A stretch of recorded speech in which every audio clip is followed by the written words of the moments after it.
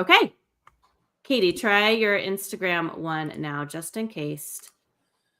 So we should be, try just one last time. It might still have. Mine looks like it's connected. It's live. Okay, Got good. a few people joining.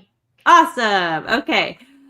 Welcome, everybody, to Ben's AMA live session. We are streaming right now with Ben. Ben, thank you so much for joining us today. Thanks. Yeah. All right. So we have 30 minutes, short and sweet, to dive into all things Ask Me Anything with Ben Greenfield. So I'm Karie Johnson, your host today with Life Network, and we're streaming across Ben Greenfield platforms, Life Network platforms, and just thanks to everybody for tuning in, and of course to Ben. So we're going to keep it short and impactful. So if you have any questions right now, go ahead and start dropping them in the chat. We also have been fielding a lot of questions in our Life Network forums, on social media already as well. But if you have some, drop them in the chat. Also say where you are tuning in from. I would love to hear anybody who's tuning in for, anywhere around. All right, good. We already got some questions coming in, and let us know where you're coming in from too. I would love to shout you out. So, okay, Ben. Yo. We are going to dive in. I will throw some questions at you, and you are, just the man, the myth, the legend. So I know you can handle them. So the first one that's coming in is Max Feeney, and he has, what are your thoughts on paraxanthine? Paraxanthine. Thanks, paraxanthine. Thanks, Ben. Yes. Paraxanthine is a component of caffeine, or is very similar molecularly to caffeine. A little bit of a shorter half-life, doesn't seem to impact sleep architecture as much, and it has some unique properties, particularly in the realm of like motivation, confidence, some even say swagger, some things that you don't necessarily get from caffeine itself. It's difficult to just get like a effective dose of paraxanthine by just drinking up a cup of coffee, because usually you need about 100 to 300 milligrams of paraxanthine to really feel the effects.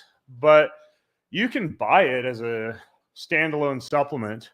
A lot of manufacturers are adding it to their compounds now. It's maybe been popular for about 2 years. An example would be, I interviewed the folks from Update Energy Drinks. They use it in their drink as an alternative to caffeine.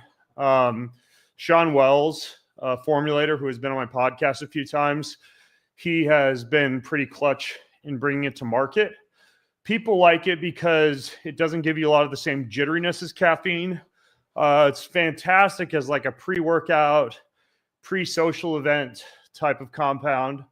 Relatively safe. And again, because it's in and out of your system a little more quickly than caffeine, less issues with sleep parameters, although a lot of people, including myself, can take an effective dose, even like before dinner or something like that, and still sleep just fine. So I would say it ranks up there as far as something efficacious, relatively safe, good alternative or additive to caffeine or coffee. Not that difficult to find, not that expensive. So I would give it a thumbs up. Okay, awesome. Paraxanthine. I will forever pronounce that correctly now. Thank you, Ben. Okay, so we have a lot of other questions coming in.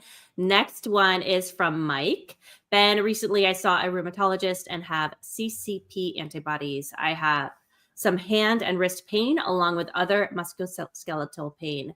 I don't want to take any anti-rheumatic drugs. What would you do? Well, this is more of a medical question, so I should definitely say I'm not a doctor and we can't really give out medical advice on an AMA like this. So I would definitely speak with your doctor about this. When you do test and see elevated antibodies, in many cases, those antibodies often, which form a reaction against your own tissue and cause issues like hand and wrist pain, those are aggravated or accelerated by environmental or food triggers. So typically, if I'm looking at somebody's labs and I see elevated antibodies, and again, I'm not a doctor, don't take this as medical advice, I recommend doing a really good environmental toxin and allergy panel, and possibly even a mold, mycotoxin, Lyme, Epstein-Barr panel to see what's triggering the autoimmune issues. An example of this would be to look into a lab company like, say, or to have your doctor do this, like Vibrant Wellness, which has an environmental toxins panel and a mold and mycotoxins panel. They now have a microplastics and forever chemicals panel. So I would look at that. For really good gold standard food allergy panel, you could look at Zoomer. That's a really good one. I believe Vibrant Wellness actually does that one. And Cyrex would be another example. In many cases, it can be as simple as eliminating anything that's kind of putting fuel on the fire. And in the case of autoimmune issues, sometimes that's things like gluten or other wheat or what are called gliadin, proteins, soy, dairy, eggs. Of course, it's better to test that you're not just like randomly eliminating food groups you don't need to eliminate. Of course, like I mentioned, mold, mycotoxin, other chronic stealth infections can cause this issue too. But in addition to eliminating problematic food groups, typically you need to quell the immune reaction. An example of a way to do that that's used quite a bit in the functional medicine community is low-dose naltrexone. Naltrexone is kind of something that can modulate the immune response and kind of quiet an autoimmune reaction. Pretty low dose, like 4 to 5 milligrams. Pretty easy for your doctor to order for you. It's a very basic molecule, so in many cases you can also get it from online pharmacies. It's called LDN, low-dose naltrexone. And obviously your common anti-inflammatories, curcumin, ginger, turmeric, etc., those can also help to quell an inflammatory response. And then if you look at the realm of peptides, there are peptides like BPC 157, larazotide, KPV. Any of those can also have a pretty good effect on an immune system reaction. So it's kind of like you're quieting the fire on one end while removing anything that's putting fuel on the fire on the other end. But definitely talk with your doctor about it too, because this is more of a medical piece that you don't want to just kind of manage on your own. But those are a few things I'd at least be thinking about. Okay, awesome. So good, Ben. Thank you.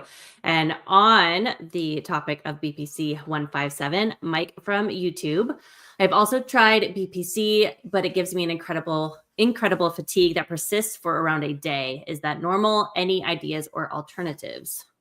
Usually that's not the peptide, but it is impurities that are present in the peptide. A lot of times you'll find what are called lipopolysaccharides within the peptide itself. Those are contaminants. They can cause almost like a sepsis-like reaction, fatigue, malaise, swelling, redness, rash. And usually I'll see those from people who are just buying peptides online without much attention paid to the sourcing. I think in most cases it's best to get your peptide through a doctor. There's some, orally bioavailable peptides I've talked about before on my podcast and elsewhere, like Level Up Peptides out of Australia. I'm pretty safe with a lot of those oral versions where the risks become a little bit more of an issue with the injectables. So I wouldn't just be buying them from any online source. I would be going through a doctor. You could establish care at BioReset Medical in San Jose. That's where I get a lot of my peptides, or Conover Wellness in South Carolina.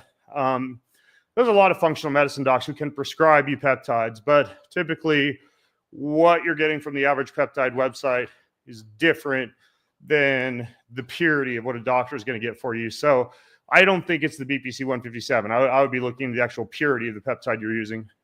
Mm-hmm. That's good. Okay. So we do have an audience member. Thank you, Ben. Fulia in the audience. Fulia, do you want to say your question? If not, I can say it for you. No. Do you want me to answer it for you? Yeah. Okay. You got it. So Fulia, I believe you're from Germany. Is that correct? Yes. Yes, that's right. Yeah. So she's one of our network members, and she is here, and she just dropped it in our chat here. So she would love to know firsthand, and kind of tying off of exhaustion as well, firsthand advice on what to really do when exhaustion is all-time present despite normal blood results and biomarkers. Oh, I'm sorry you're going through the exhaustion. Normal is kind of a little bit relative because reference ranges often don't indicate what is actually good for feeling better. Sometimes they just indicate absence of disease. Some of the places to start digging if you're exhausted on a regular basis, one would be, of course, something I referred to earlier, which is one of the number one causes that I see, and that's mold, mycotoxin, Lyme, Epstein-Barr. Having your physician run a really good panel to see if you are presenting for any of those, in which case a lot of times you need to go through a detoxification protocol, a lot of times ozone treatments, mold eradication treatments, etc. That would be one that the average lab test doesn't test for. Food allergies would be another, which I already mentioned. So some of those tests I mentioned for food allergies would be good. And then you can look at thyroid, right? You have elevated thyroid antibodies, high TSH. A lot of times the normal blood panel will only look at, say, T3 and a few other basic thyroid markers. Thyroid dysregulation is one big cause. Hormones that are looked at from a more holistic standpoint as far as 24-hour fluctuation. That's also a really good thing to look at. So like a urinary hormone panel rather than a blood hormone panel to see how levels are fluctuating up and down during the day and the metabolites that the hormones are getting broken down into. That would be like a Dutch test, for example. In many cases, environmental factors could trigger this. Let's say, a lot of times I'll see people who have exhaustion or fatigue issues kind of have like a four-legged stool going on. The first is that they've got sluggish methylation pathways, which can be ascertained via a genetic panel. And so you can test your genetics, see what the methylation panel is like. And then in many cases, if you are sluggish with methylation, you can add more bioavailable folate, a good vitamin B, like Boy complex, good amounts of choline, while avoiding synthetic sources of folic acid. And then the second leg of the stool is that in many cases, because there's poor methylation, there tends to be poor toxin clearance. So that typically is paired with a good detoxification protocol, regular use of the sauna, maybe something very simple like glutathione in the morning and activated charcoal at night to begin to upregulate liver detox pathways and bind and remove some of the toxins. And then the next piece would be, in many cases, in addition to toxins, there's also metals that accumulate. And so doing like a metal detox, which a lot of times go hand in hand with some of the protocols I mentioned earlier, sauna, glutathione, activated charcoal, et cetera. And then typically in someone who has high toxin load, high metal load, and sluggish methylation pathways, I'll often also see people who tend to complain of electrohypersensitivity, meaning high amounts of exposure to Wi-Fi, smart appliances, Bluetooth, just basically an electrical soup. And so going through your home and your office environment with a building biologist or with an EMF meter to begin to unplug things, replace cables, turn things off, disable Wi-Fi, hardwire when you can, et cetera. Those are some of the things you can do to tackle it. So I'm not saying that it couldn't be one or all of the little things I just described, but those are just a few reasons that people might have a normal blood panel, but then still have chronic fatigue or exhaustion on a regular basis. Then the last thing is, I know in the health world, going keto, going low carb, a lot of times that's pretty common. If that is the case for you, in many cases, I see active individuals who are using more of like a therapeutic ketogenic approach and having 30 to 50 grams of carbs a day when they would feel a lot better up around 250 to 300 or more carbs per day. So just eating more carbohydrates can also be one of the issues here too, especially in somebody who's active and kind of taking the carb phobic route. So that'd be another thing to look at from a macronutrient standpoint. So those are just a few ideas for you to start with. Thanks a lot. Thanks a lot. That helps a lot. Thanks, Fulia. Amazing. Yeah, just a few ideas. So good, Ben. All right. So Nathan from Facebook, if you had to build an end-all be-all daily supplement stack on a budget of $100 per month or less, what would it be? Good question. Oh, well, it's always difficult to say what supplements you should be on if I'm not seeing like lab blood work biomarkers, because the last thing I want to do is tell you a bunch of stuff and then you just make expensive pee because whatever, your vitamin D levels are already good, so you don't need extra vitamin D, or you're a great methylator, so you don't need extra choline or vitamin B. But that being said, painting with a broad brush, I think a few of the no-brainers from a supplement standpoint that are really well researched, that would give you a lot of bang for your buck. If I could just choose 4, I'd do something like, just regular dirt cheap creatine monohydrate, 5 up to 20 grams a day, especially on more cognitively demanding days. So 5 to 20 grams of creatine a day, fish oil or algal oil, like some form of a EPA DHA source, 1 to 2 grams per day. Again, like creatine, reams of research on the safety and efficacy of a good omega-3 fatty acid supplement. Number 3, less research, but so many people feel so good on it that I'd be remiss not to throw it in there. Some form of NAD, NMN, or NR for the cellular DNA and repair component. And then the last piece would just be kind of like insurance. You've probably heard of companies like Athletic Greens or Organifi Greens, or one I've been showing on my Instagram page lately called IMA. It's got like 90 plus different nutrients and minerals in it. Some kind of like shotgun formula like that, just to cover your bases from an insurance standpoint. If you're doing creatine, fish oil, NAD, and like an IMA or an Athletic Greens or Organifi Greens or some type of good vegetable, fruit, minerals type of powder, you'd be pretty close to $100 a month, and you'd cover a lot of your bases. Again, assuming you're eating a really good, widely varied diet, having a lot of dietary diversity, and taking care of things from that standpoint. So those are that's what I would consider to be like a base supplement stack. That's really good. Thanks, Ben. Okay, so coming in from Instagram, we have B. Murray is asking, what peptides or supplements would you recommend for traveling to high altitude? Oh, I love that. It's actually just in Nepal, and this came up a few times. Cordyceps, right? Cordyceps is a great adrenal kind of activator for the lungs, good for blood flow.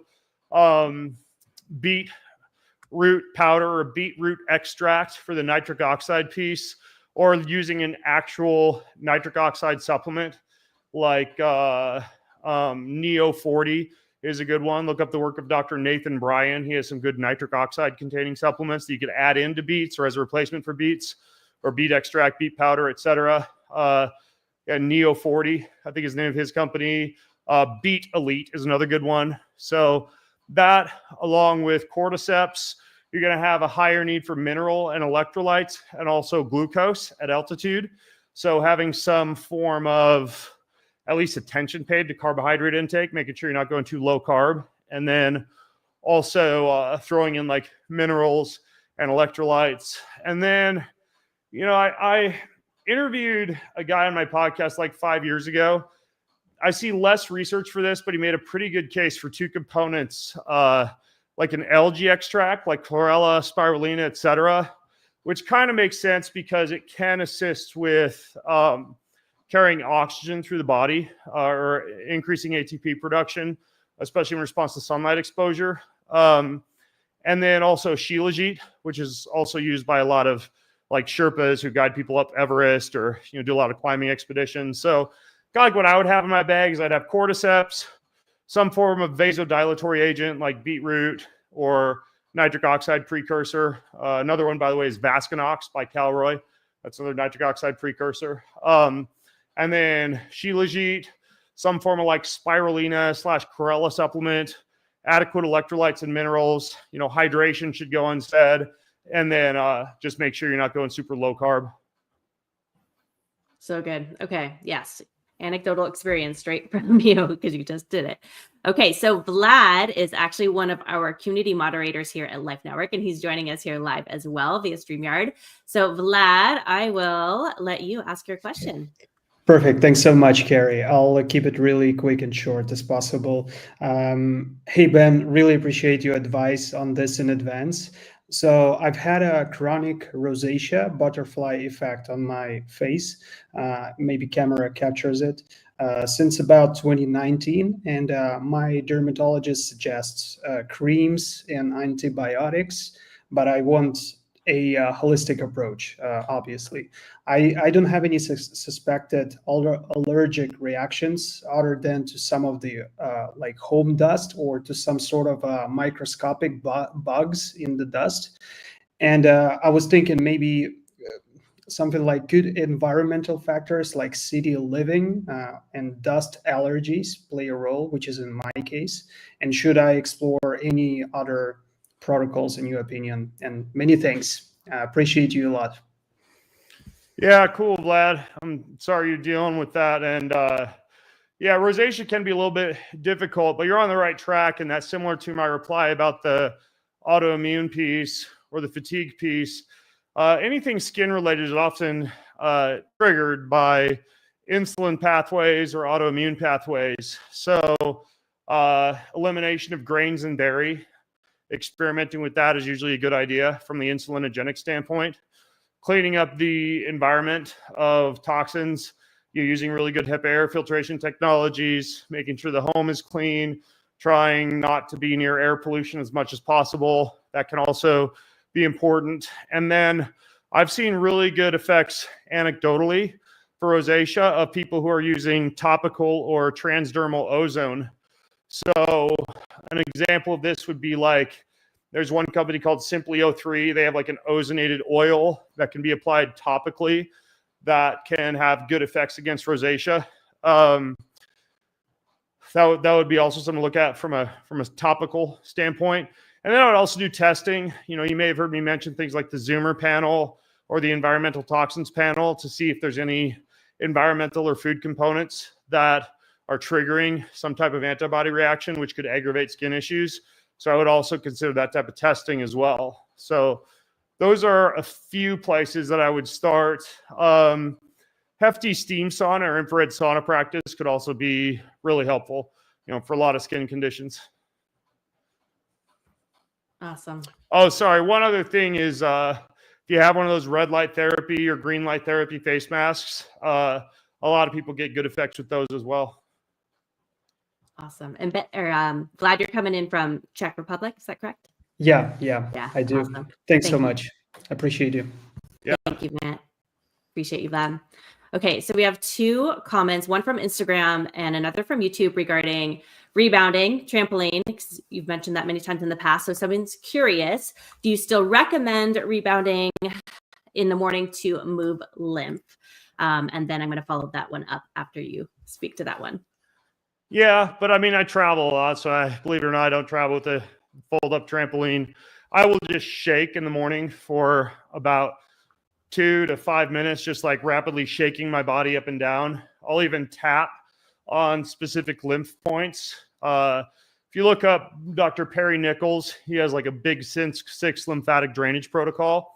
Whether I'm jumping up and down on the trampoline in the morning at home or kind of, you know, shaking and rebounding my body manually when I travel, I will rub and tap the area on the clavicle, the area back behind the neck, the area on either side of the shoulders, the stomach, the groin, and the back of the knees, and typically rub for about 20 seconds, then tap for another 20 seconds or so to allow for really good lymph circulation, and then follow that up with more shaking and bouncing up and down, because the G forces from shaking or bouncing or trampolining can really help to move stagnant lymph and improve lymph flow, and of course help out with your immune system and with detoxification. So yeah, I still do some form of rebounding or like bounding up and down, or vibration platform. That's obviously another option. Pretty much every day of the year. Mm-hmm. Good. Okay. So to piggyback on that, we also have Ciara Menino from YouTube, who is a pickleball enthusiast, just like you, is rebounding on a mini trampoline daily, doing 20 minutes health bounce rather than targeted hit. Substantial conditioning for my sport. You'll see some old studies by the American Council on Exercise suggesting that rebounding is the equivalent of running. If you look at the workout they were using, it was a pretty intensive rebounding practice, like push-ups and jumping jacks and heavy bounding and super hard sprints. And you could make an argument that if you're really pushing yourself and your heart rate is getting as high as it would be if you're using like the Aerodyne bike or sprinting or, playing singles pickleball, that it's pretty hard to push yourself on a rebounder though, that hard.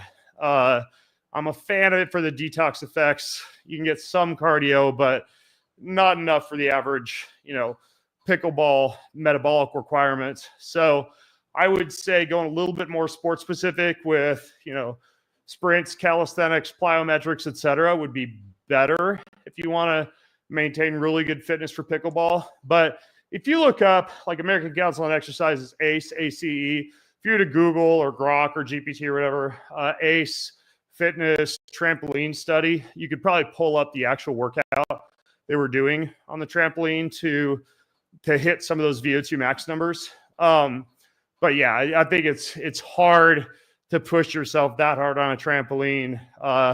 I've tried and it's almost like dangerous. You're like fall off and hit the wall and go flying off the trampoline. But I mean, theoretically, yes, but I think practically a little more difficult to pull off. Very good advice. That's so true. I have fallen off mine before, so it's not fun. Okay, so Yawning Tears from YouTube. They actually have a few different questions here. I'm trying to see. Okay. Do you think a combination of K2, tocotrienols, nicotinase, you can correct me, Ben, and vitamin C can get someone off a statin? This is one of those medical questions that I'm not really allowed to answer. If you're looking at a statin that's been prescribed for lipid abnormalities, you could make a case for there being some things that might stave off plaque accumulation or have a lipid lowering effect that might do some of what a statin is intended to do.